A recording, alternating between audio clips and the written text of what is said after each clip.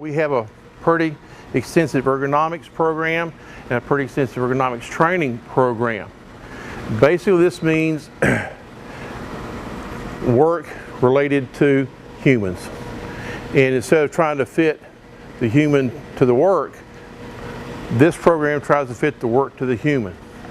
I was visiting with a young lady this morning up at the Health Science Center campus who was complaining of shoulder pain, lower back pain. It's because she's using a keyboard tray sitting like this way, and looking at her screen like this. Now, what do y'all pick up by my hands being here and my neck, head being this way? Everybody try that.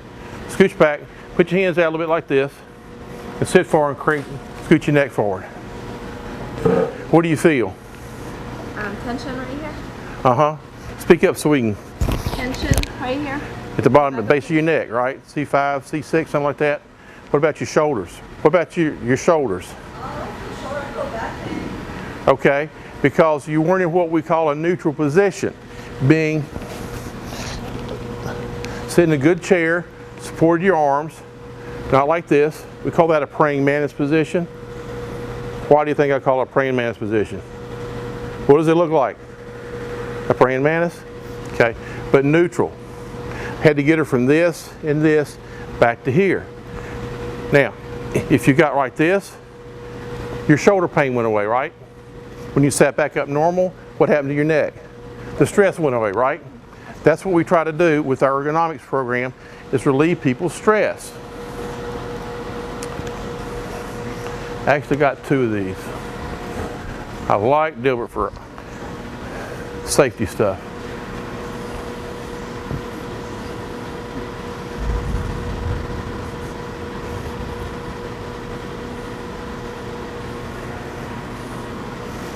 Everybody got it? One of the most often, frequently occurring workers' compensation claim subjects, if I word that correctly, has to do with ergonomics and musculoskeletal injuries. We pay a lot of money for these kinds of workers' compensation claims, simply because people's workstations aren't adjusted properly. Now, if you're on a work site, you can still have ergonomic concerns from people lifting improperly, carrying too heavy a load without getting help, or in some sort of hand truck, moving device, what have you, that will come back to haunt you in the form of workers' compensation costs. And a lot of these things add up. People who use jackhammers are at risk of something we call white finger disease, where the vibrations from the hammer, jackhammer, essentially fry the blood vessels in somebody's fingers. They can't get any good circulation in their fingers, they lose feeling, they turn white. It's not pleasant. Okay? So you can still have ergonomic injuries on a job site, wherever. If we can make people more comfortable, what's that going to do to their productivity? Go up. And if people's productivity goes up, what's that going to do for their supervisor? Make them happy. And if the supervisor's happy, what's that going to do for the dean and the chairman and the provost and whoever?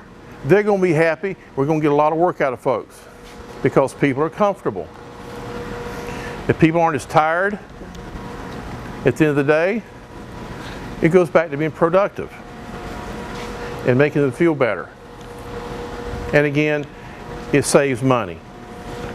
I used to be a workers' comp administrator before I moved here, and I saw this every day.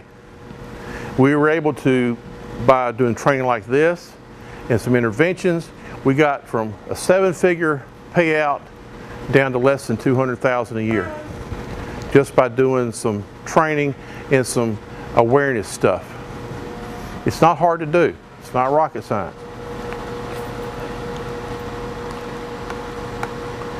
And we already talked about shoulders. We already mentioned neck. Okay. This is a young lady over at the Botanical Gardens back up the road a couple years ago who was looking at having carpal tunnel surgery in both hands. That's surgery right here. Okay, because you got a nerve going through here. And she's looking to have surgery on both wrists. We did some adjustments. The last I heard, surgery was off the table because we were able to get her more neutral, better support for her hands, got her off the edge of her desk like this. Just simple stuff.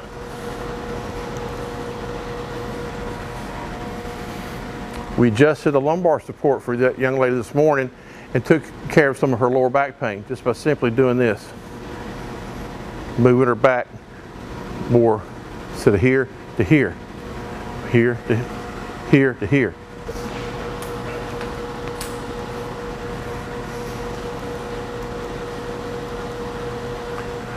Why might I have included eyes in this list? Say again? I had to get glasses this summer from working.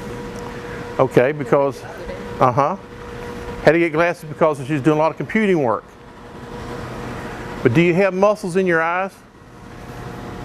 Yes, you do. How else are you going to focus?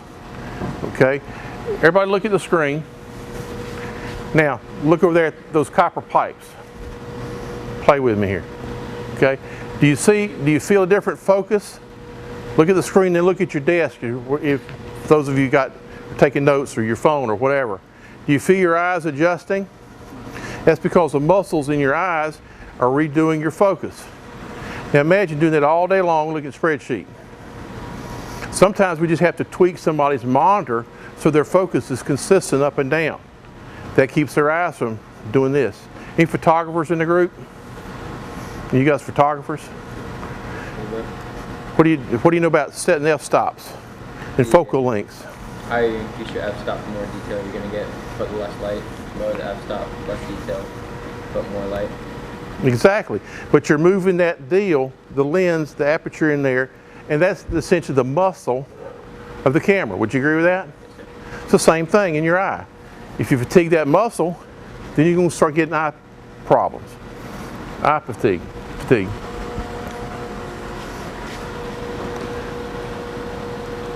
Whoops. We adjust the work to the person. And you'll probably eventually see tools like box cutters that are bent, hammers that have a funny shape to them to facilitate being able to use them in a neutral but effective position. Any question about ergonomics?